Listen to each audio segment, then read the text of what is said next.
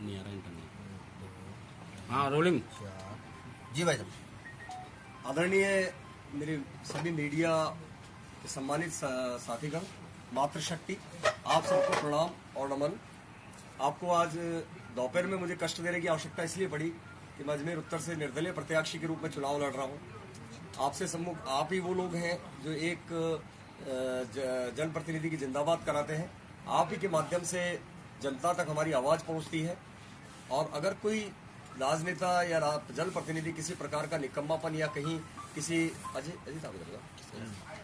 किसी भी मसले के ऊपर कहीं भी हल्का सा भी अकर्मण्यता होती है तो उसी को आपके माध्यम से जनता तक उसका पूरा चेहरा पहुंचता है। आज मैं आपके सामने ज्यादा समय नहीं लूंगा। मेरा नाम ज्ञान सारस्वत है। अजमेर के पास बड़च्चियावास गांव का जन्म हुआ है। अजमेर में पला बड़ा हूँ। शिक्षा अजमेर में हुई है। पशुपालन मेरा व्यवसाय है। मैं बचपन से ही राष्ट्रीय स्वयंसेवक संघ से जुड़ा था। कॉलेज में सह कॉलेज प्रमुख रहा था। विश्व हिंदू परिषद में मेरे पास दायित्व रहे हैं। भारतीय जनता पार्टी के अंदर किसान प्रकोष्ठ का अध्यक्ष, जिलाध्यक्ष, मंडल मंत्री और 2 बार मैं वार्ड अध्यक्ष रहा। 2010 से लगातार अभी तक मैं पार्षद का चुनाव राजस्थान में उस निकाय चुनाव के सबसे ज्यादा वोटों से जीतता रहा हूं। इसके बाद में सब पिछले कई वर्षों से अजमेर पिछड़ता जा रहा है। अजमेर बहुत पिछड़ता जा रहा है शिक्षा के क्षेत्र में, चिकित्सा के क्षेत्र में। विशेषकर अजमेर के अंदर पानी की जो समस्या है, 72 घंटे, 96 घंटे और 108 घंटे में पानी आ रहा है। मैंने उस और पूरा प्रयास भी किया था अपने पार्षद काल में। 1.5 साल के अंदर आपके कई साथी मेरे साथ में मौजूद थे।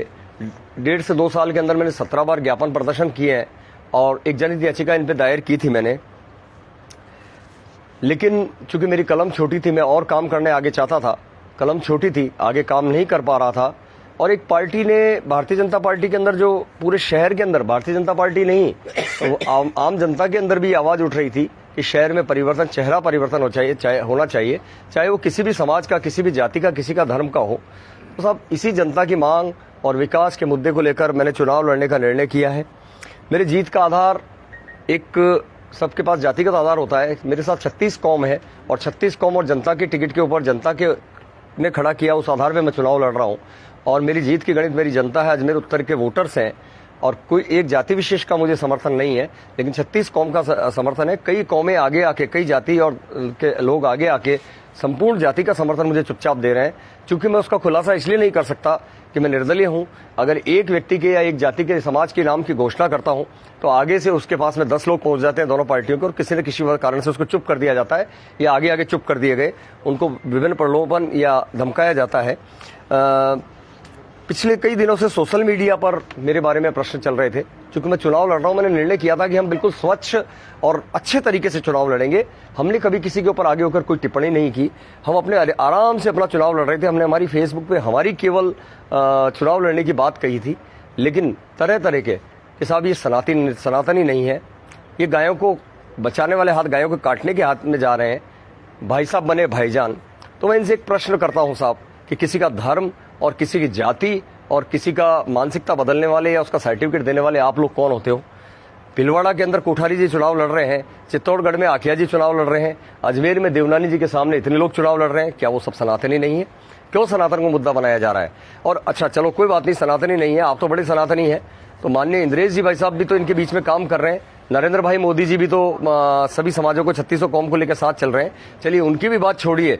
आप अजमेर उत्तर के अंदर जो विभिन्न कौमें रहती है, क्या किसी कौम की आपदा आ जाएगी तो क्या उनको साथ लेके नहीं चलेंगे?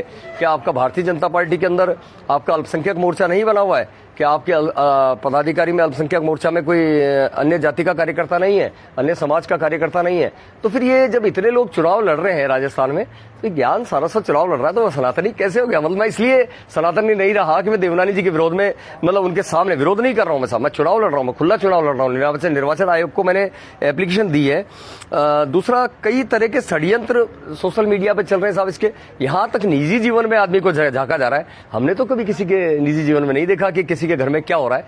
यहां तक कि देवनानी जी को मैं अभी भी कह रहा हूं, पहले भी कहता था, कई मीडिया में भी कहा, सार्वजनिक मंच पे भी कहा कि देवनानी जी सम्मान्य थे, सम्मान्य है, सम्मान्य रहेंगे। उनसे जीवन में बहुत कुछ मैंने सीखा है देवनानी जी से, और आगे भी सीखता रहूंगा।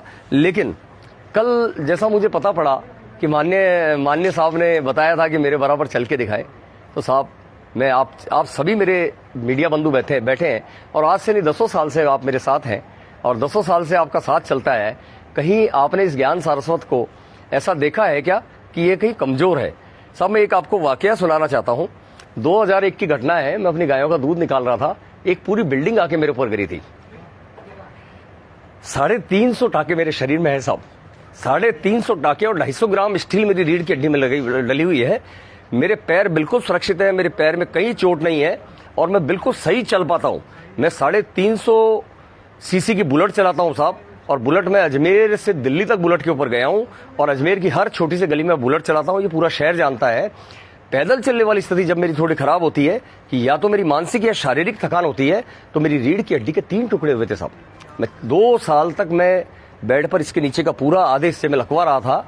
उसके बाद भी मैं आराम से अपने पैरों पर चलता हूं। मैं माननीय से ज्यादा, हालांकि वो मेरे से बड़े हैं, उनको पूरा अधिकार है, मेरे बड़े भाई हैं, बड़े भाई भी बहुत बड़े भाई हैं, मेरे पिता तुल्य हैं, उनको सब अधिकार है। लेकिन जब उन्होंने बोला तो उसका जवाब तो मुझे देना ही पड़ेगा ना साहब। उन्होंने कुछ कहा है तो मुझे जनता को बता रहे, क्योंकि एक संशय है जनता के मन में। आप वार्ड नंबर 2, 3, 4 की जनता से पूछिए कि साहब कभी मेरा कहीं चलना उनके आड़ा है। मैं रात को अमूमन मेरी महीने में से 15 रात मेरी या तो पुलिस थाने में गुजरती है लोगों के काम के लिए, अस्पताल में गुजरती है, या पशुओं को बचाने में गुजरती है, या किसी की पोस्टमार्टम में गुजरती है। तो जब मैं रात को जगा हुआ होता हूं, मेरी नींद 8 घंटे 7 घंटे पूरी नहीं होती है, तो मेरा नर्वस सिस्टम लड़खड़ा जाता है। मैं मानसिक बीमार नहीं हूं साहब, मानसिक स्वस्थ हूं, शारीरिक स्वस्थ हूं, मैं इनसे भी तेज दौड़ सकता हूं। लेकिन जिस समय मैं थका हुआ होता हूं मानसिक रूप से और शारीरिक रूप से, तो हल्का सा मेरे मानसिकता में चलने में हल्की सी लचक आ जाती है। अगर उनको बोलते हैं कि अगर उनसे आगे चलना, अभी सब चुनाव है, मैं सुबह 7 बजे से लेकर रात को 12-1 बजे तक, क्योंकि अकेला हूं, उनके जैसे मेरे पास संगठन नहीं है, नेता नहीं है, पैसा नहीं है साहब, मेरे पास पैसा नहीं है जो मैं किसी से पैसे से कोई मीडिया मैनेजमेंट कर लूं या चुनाव मैनेजमेंट कर लूं या अपना वो करवा लूं। मेरे पास पैसा नहीं है इतना कि मैं कुछ कर सकता हूं। तो साहब मुझे रात को 12, पहले तो 10 बजे तक कन्वेंसिंग करनी होती है, फिर अपने कार्यकर्ताओं को विदा करना होता है, फिर कोर की टीम के साथ में बैठ के, और मुझे रात को 1 बजे तक मेरी अगले दिन की रणनीति बनानी पड़ती है। दिन भर दौड़ना पड़ता है, तो मानसिक भी थकान है, शारीरिक भी थकान है, लेकिन मैं कहीं विचलित नहीं हूं। आपके माध्यम से मैं एक और बात बताना चाहता हूं कि एक बहुत बड़ा आर्य समाज में और संस्कृत व्याकरण में बहुत बड़ा नाम रहा है युधिष्ठिर जी मीमांसक। वो मेरे सगे ताऊ जी हैं साहब, डेथ हो गई उनकी, वो आज दिवंगत है साहब। आर्य समाज के बहुत बड़े विद्वान रहे हैं वो। उनकी आज भी मीमांसा शास्त्र और संस्कृत साहित्य के अंदर पूरे भारत के मीमांसा शास्त्र के सबसे बड़े विद्वान रहे हैं। उनके दोनों पैर बचपन से मुड़े हुए थे और बिल्कुल दोनों पैर बिल्कुल यू की तरह मुड़े हुए थे। उनके कहीं लाचारी आड़े नहीं आई। अमेरिका के राष्ट्रपति माननीय रूजवेल्ट जी थे, वो सब पूरे नीचे कमर के नीचे उनको पैरालिसिस था, लेकिन उन्होंने अमेरिका में उनकी कहीं विकलांगता उनके आड़े नहीं आई। तो साहब मैं तो विकलांग हुई नहीं ना, मैं तो विकलांग नहीं हूं, पूरी तरह से सक्षम हूं। अब वो कुछ भी कहें, मेरे उनसे कहने से कोई फर्क नहीं पड़ता है। दूसरा मैं आपको निवेदन कर रहा था कि सब इतने 1000 करोड़ अजमेर में पानी के खर्च हो गए। आज ये कहते हैं कि साहब हम तो, हमारी सरकार नहीं थी। साहब आपने टैंक क्यों नहीं बनाए, आपने स्टोरेज टैंक क्यों नहीं बनाए?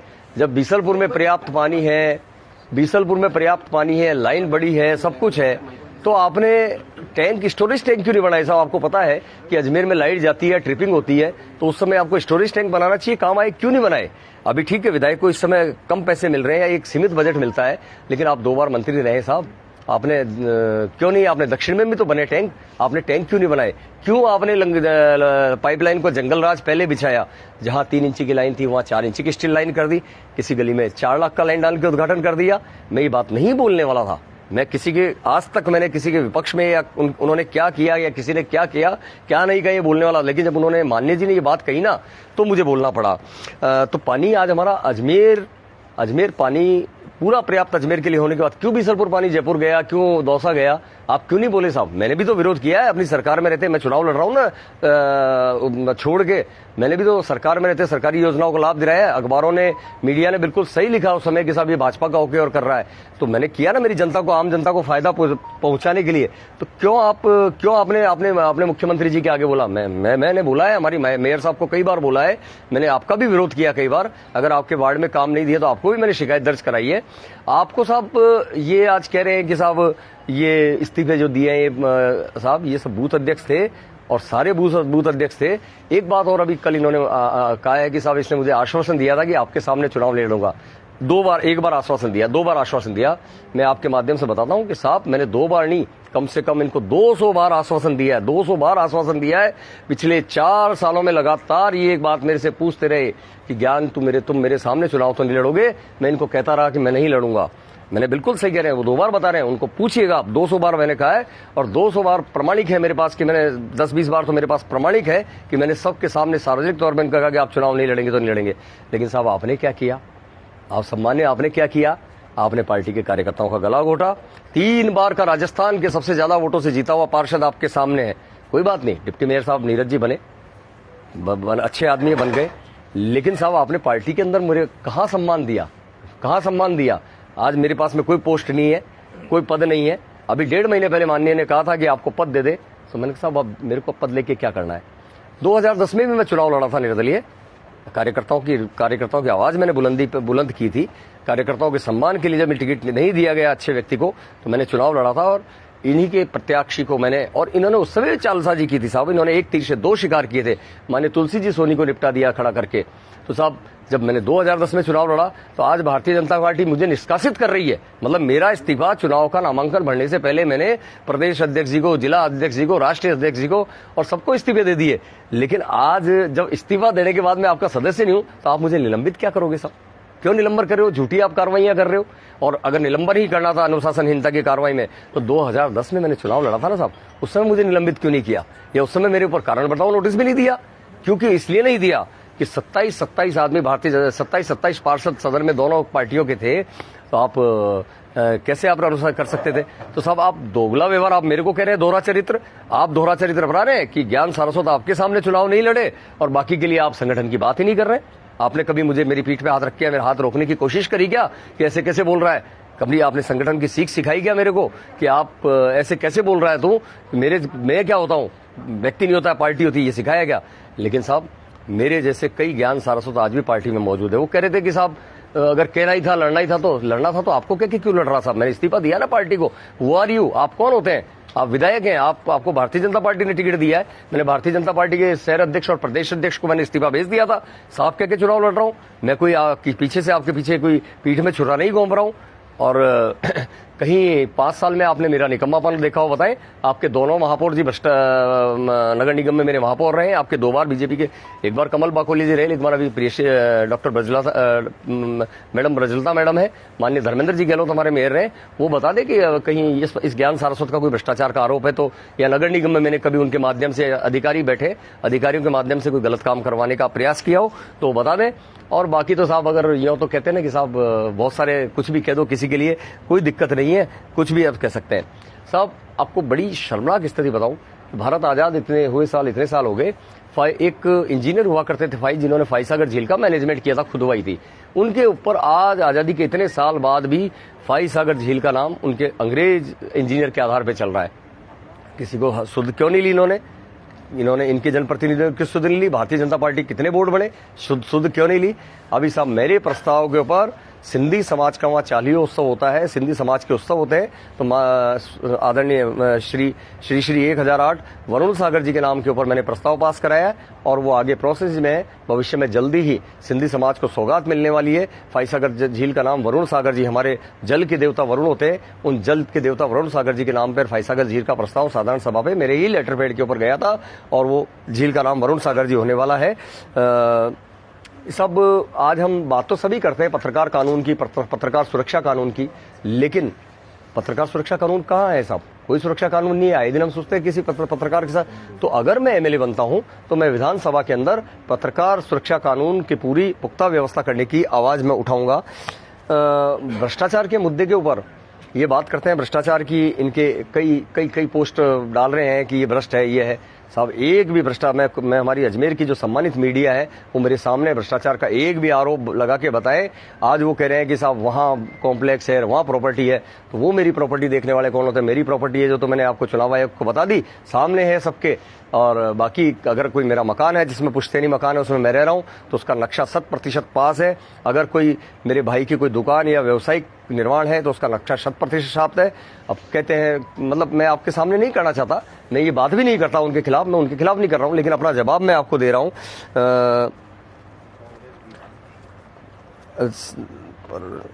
नामांकन भरने से लेके अभी तक हर स्तर पर बदनामी का पूरा प्रयास किया गया है, हर स्तर पर प्रयास किया है।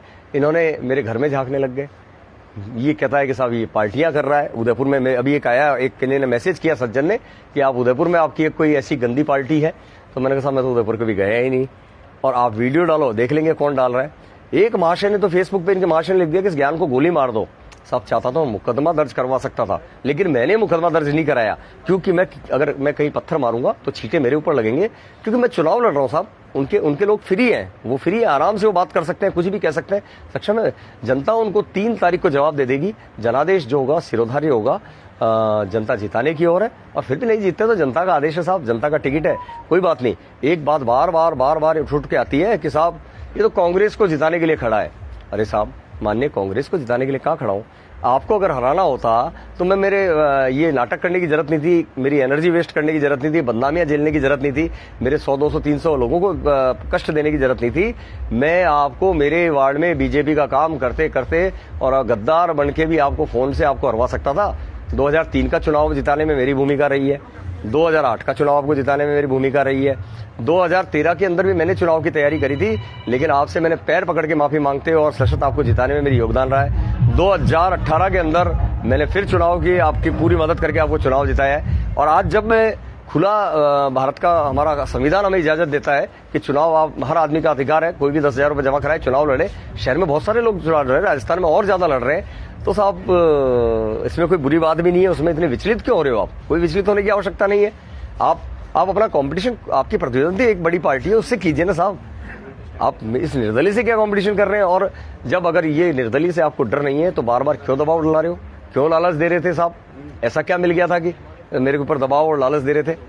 सारे जवाब है मेरे पास। मतलब वो कह देंगे कि मैंने लालच और दबाव नहीं दिलाया, तो उसके सारे प्रमाण है मेरे पास, सारे साक्ष्य हैं।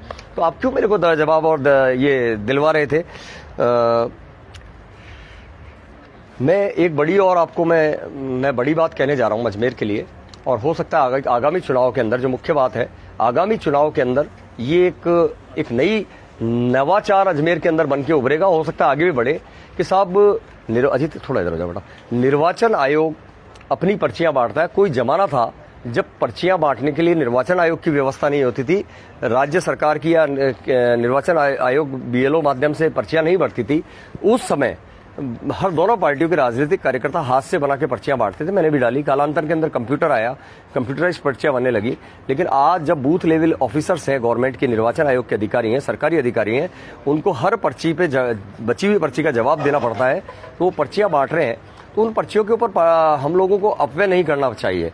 मैं पर्चियां, दोनों पार्टियों की पर्चियों में पैसे भी लगते हैं बंटने में, एक बड़ी रकम खर्च होती है। तो साहब पहला काम तो मैं ये करने जा रहा हूं इस चुनाव में कि हमारा कार्यकर्ता या हमारे पैम्पलेट के साथ अजमेर उत्तर के अंदर कोई पर्ची नहीं बटेगी। पर्ची का पैसा हम बचाएंगे।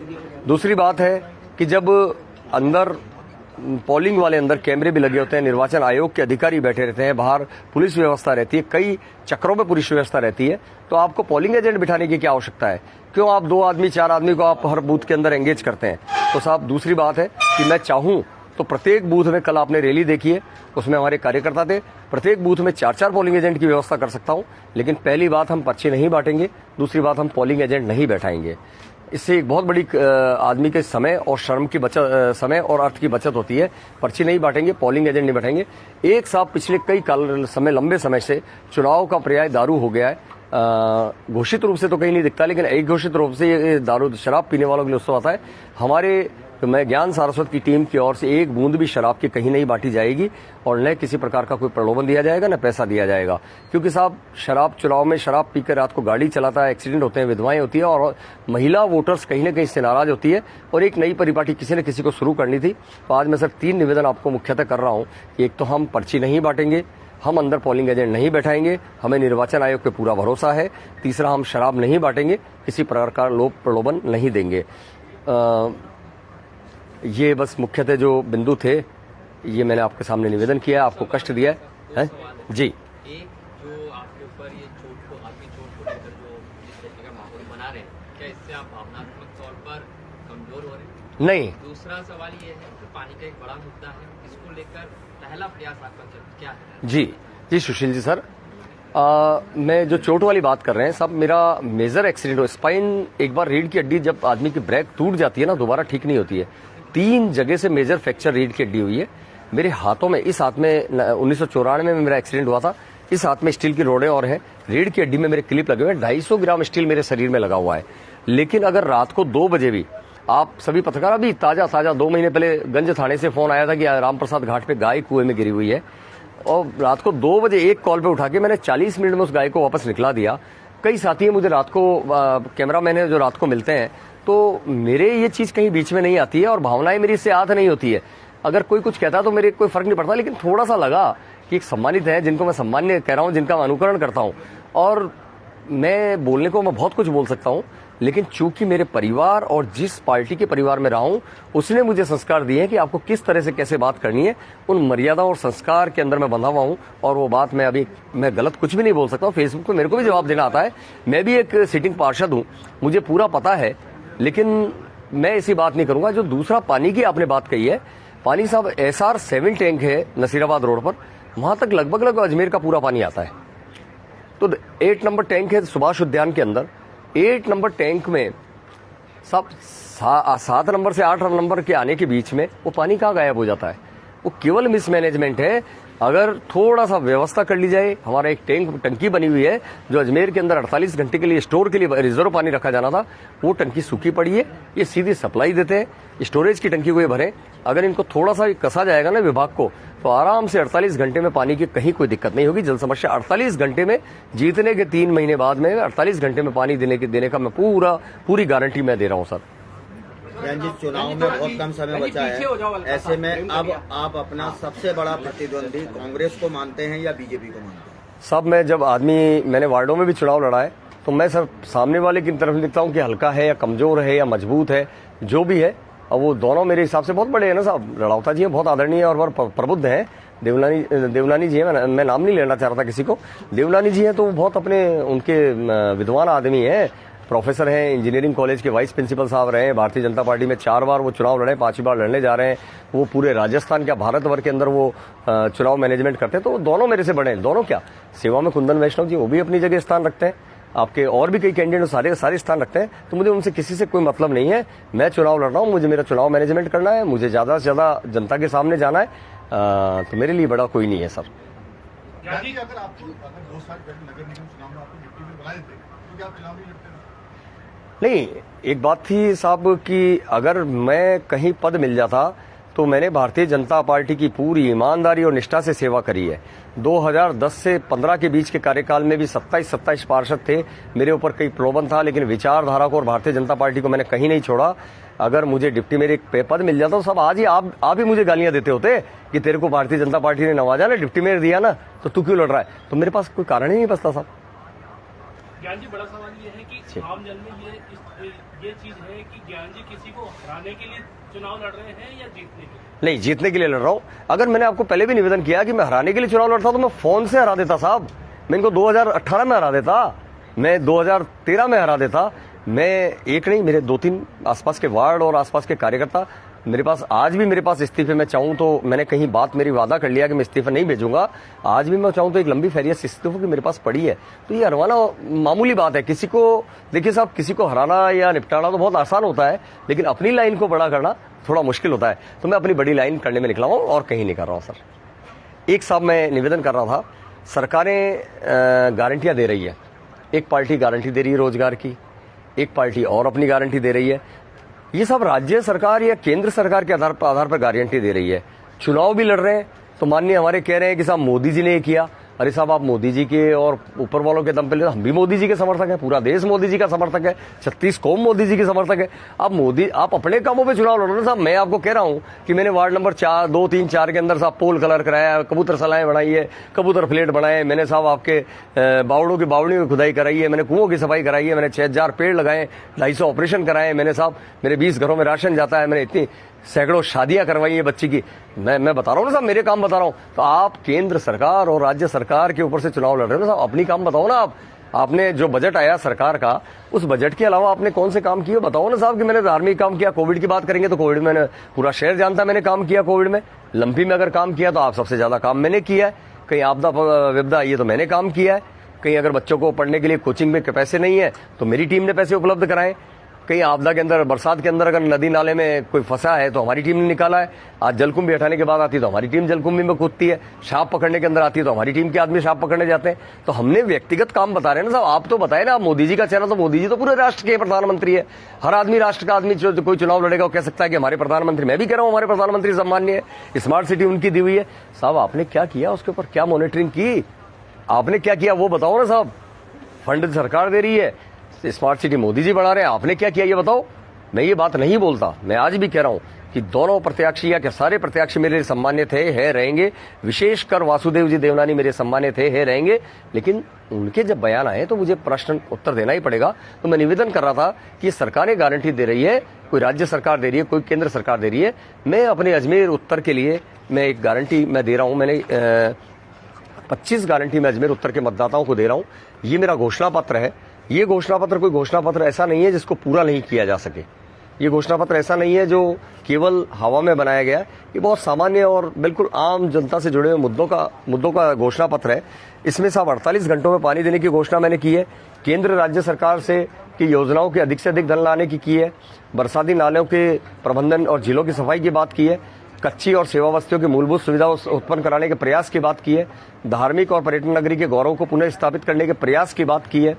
वर्तमान उद्योगों को आवश्यक सुविधाओं दिलाने के प्रयास की बात कर रहा हूं। चिकित्सा सुविधाएं आम जनता तक आसानी से पहुंचे उसकी बात कर रहा हूं। समस्या केंद्र में स्थापित करूंगा। अभी भी मेरे वार्ड स्तर पे समस्या केंद्र चल रहे हैं, उनकी बात कर रहा हूं मैं। सभी समाजों के लिए जितना संभव हो सके भूमि आवंटन की बात करने की बात कर रहा हूं। स्मार्ट सिटी के कार्य में, स्मार्ट सिटी में काम तोड़े नहीं जा सकते, लेकिन उनके अंदर सुधार की मैं बात कर रहा हूं। प्रवासी भारतीयों को अजमेर में के विकास में के लिए आमंत्रित करने की बात कर रहा हूं। वरिष्ठ नागरिकों के अतिरिक्त और सुविधा केंद्र बनाने की बात कर रहा हूं। सड़कों के रखरखाव और नए सड़क निर्माण और सड़कों की गारंटी और विभागों की जवाबदेही की तय करने की गारंटी दे रहा हूं। बस्तियों में जो जहां है पार्क संभव है वहां पार्कों की गारंटी में दे रहा हूं। शैक्षणिक नगरी, जहां उदयपुर से कोटा शैक्षणिक नगरी बन रहा है तो अजमेर को पुनः शैक्षणिक नगरी का गौरव दिलाने की मैं बात कर रहा हूं। युवाओं के लिए रोजगार मेले लगाने, कलाकार, कला, रंगकर्मी और पत्रकारों को प्रोत्साहन देने का बात कर रहा हूं। दिहाड़ी मजदूरों को आज स्थान नहीं है, उनकी चौकड़ियों का उचित स्थान दिलाने की बात कर रहा हूं। बड़े उद्योगों को पुनः अजमेर में आने के लिए आमंत्रण की बात कर रहा हूं। गो संरक्षण, गोपाल नगर, गोकुल गांव और ये इसकी मैं गारंटी दे रहा हूं। यातायात व्यवस्था को सुगम करने का प्रयास की गारंटी दे रहा हूं। अधिक से अधिक वेंडर जोन की गारंटी में दे रहा हूं। पर्यावरण और पक्षी क्षेत्र में नवाचार की गारंटी में दे रहा हूं। महिला सुरक्षा और नारी सशक्तिकरण की मैं गारंटी दे रहा हूं। तो ये मेरा घोषणा पत्र है। ये ऐसा कोई घोषणा पत्र नहीं है जिसको पूरा नहीं किया जा सके। ये आसान घोषणा पत्र है जिसको मैं बड़ा आसानी से, अगर मुझे किसी की ऊपर से सहायता भी नहीं मिलती है तो भी मैं इसको पूरा करने के लिए समझ। आपको कष्ट दिया इसके लिए क्षमा, धन्यवाद। तीन ग्राम पंचायतें भी है ज्ञान जी, 3 ग्राम पंचायतें भी हैं। ग्रामीण क्षेत्र को लेकर आपने कुछ भी नहीं कहा। मैं बिल्कुल, मैंने बोल रहा हूँ ना, ग्रामीणों के अंदर जब मैं ग्रामीण पंचायतें मेरे से जुड़ी हुई है, किसी न किसी रूप में मैं तीन ग्राम पंचायतों से जुड़ा हुआ, जो हमारे 7-8 गांव उनसे जुड़ा हुआ हूँ। आज ग्रामीणों के अंदर कई समस्याएं हैं, आबादी क्षेत्र की, पट्टे की, नगर निगम में लाने की, और उनके ऊपर मैं पूरा, क्योंकि चूंकि मेरे घर से 2 किलोमीटर दूर सब गांव है, नजदीक के गांव है। मैं जब अभी कन्वेंसिंग पे जा रहा हूँ या आम दिनों में भी जाता हूँ तो वहाँ की स्थिति, रोशनी, पानी वगैरह, हालांकि सरपंच महोदय बहुत अच्छा काम कर रहे होंगे, पंचायत समिति महोदय बहुत अच्छा काम कर रहे होंगे, लेकिन वहाँ के लिए भी मैं आपको पूरा आश्वस्त करता हूँ कि जो समस्या है हमारे ग्रामीण क्षेत्रों की, मैं उसके लिए पूरा आश्वस्त रहूंगा। जी सर। एक आखिरी सवाल और भाई। जी सर। विधानसभा में विधायक ने कच्ची बस्तियों का मामला एक उठाया था, जिसमें उन्होंने सवाल भी किए थे कच्ची बस्तियों को अवैध बताने की बात। नहीं साहब, कच्ची बस्तियों के लिए आपका कोई प्लान है? जी, सरकार अजमेर विकास प्राधिकरण वेम्बे क्वार्टर बनाती है। अजमेर को स्लम मुक्त फ्री सिटी बना घोषित कर चुके थे तत्कालीन जिला कलेक्टर महोदय। उसके बाद साहब वेम्बे हाउस क्यों नहीं बने? आज भी आवास कई जगह खाली पड़े और रोड के किनारे आज भी आपको मेरे वार्ड के आसपास भी आपको पुष्करों में बैठे हुए मिल जाएंगे लोग बाग। तो जो कच्ची बस्तियां, पहले बात तो साहब आपने बनने क्यों दी? अब बन गई तो उनको उजाड़ने की बात नहीं है।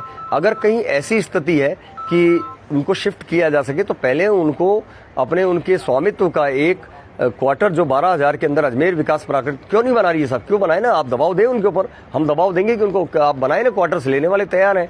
हमने लोहारों को, हमारे पूर्व में लोहारों को दिया है, स्लम में जो रहते थे उनको दिया है, तो उसकी और भी हम काम करेंगे साहब। सर, भारतीय जनता पार्टी अपने हर चुनाव के अंदर सनातन को मुद्दा बनाती है। बीजेपी का सनातनवाद क्या है? मैं किसी पार्टी की तो बात नहीं करूंगा, लेकिन मैं ये कहूंगा कि साहब सनातन अगर आप कह रहे हैं भारतीय जनता पार्टी या कांग्रेस जो भी पार्टी है, तो क्या उनके मोर्चे नहीं बने हुए? क्या अल्पसंख्यक मोर्चे बने हुए हैं ना साहब?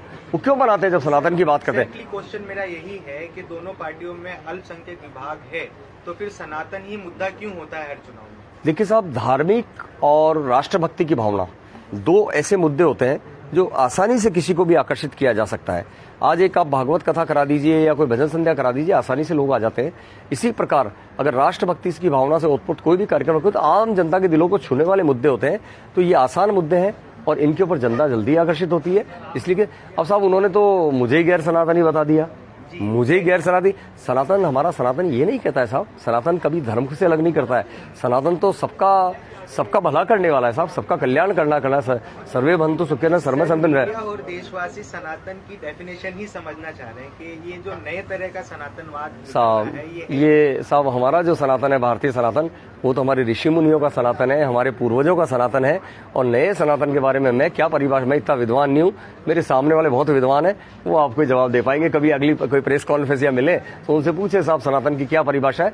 मैं सनातन के ऊपर बहुत बड़ी चर्चा कर सकता हूँ, सनातन के बारे में बहुत पढ़ा है, मैं 2 घंटे बोल सकता हूँ सनातन के ऊपर जी। आप कह रहे थे कि गारंटी कोई 7 गारंटी दे रहा है, कोई 70 गारंटी नहीं, वो गारंटी दे रहे मैडम। आज जमाना गारंटी का नहीं, अब वारंटी का आ गया। आप देखते हैं इलेक्ट्रॉनिक आइटम पर भी गारंटी नहीं मिलती, आजकल वारंटी मिलती है। नहीं, वारंटी, हाँ, अगर आपकी मैनिफेस्टो की बात करें तो कितनी % वारंटी दे सकते हैं? गारंटी की तो बात ही नहीं करते, एक पल का भरोसा नहीं साहब, नहीं साहब, मैं आपको वही गारंटी दे रहा हूँ। मैं नहीं दे रहा हूँ, ये पार्टियां तो आपको प्रदेश स्तर और राष्ट्रीय स्तर की गारंटी दे रही है। आपने देखा होगा ना, पार्टियों की भी गारंटी है। एक पार्टी के मुख्यमंत्री जी कह रहे हैं कि शब्द ही गारंटी छोड़ दीजिए, अब वारंटी की बात वो करें। आप जनता की वारंटी कितना % देंगे आप अजमेर की जनता के लिए? नहीं, वारंटी मैं इसलिए दूंगा कि वारंटी का कोई टाइम नहीं होता साहब, वारंटी बहुत अस्थायी होती है। मैं गारंटी दूंगा, परमानेंट गारंटी दूंगा, इसमें एक भी ऐसी घोषणा नहीं है जिसको पूरी नहीं की जा सके। और मैंने जहां अगर ऐसा लग रहा है कि कहीं संशय है कि मैं इसको पूरी नहीं कर पाऊंगा, तो उसमें प्रयास पूरा करूंगा, गारंटी ही दूंगा। वो राज्य सरकार की गारंटियां दे रहे हैं, केंद्र सरकार की गारंटियां दे रहे हैं, मैं अजमेर उत्तर के लिए गारंटी दे रहा हूं साहब। धन्यवाद सर, आप सबका धन्यवाद। भैया अल्पार, ओ भोजन है ना, मयंक भोजन है साहब, आप भोजन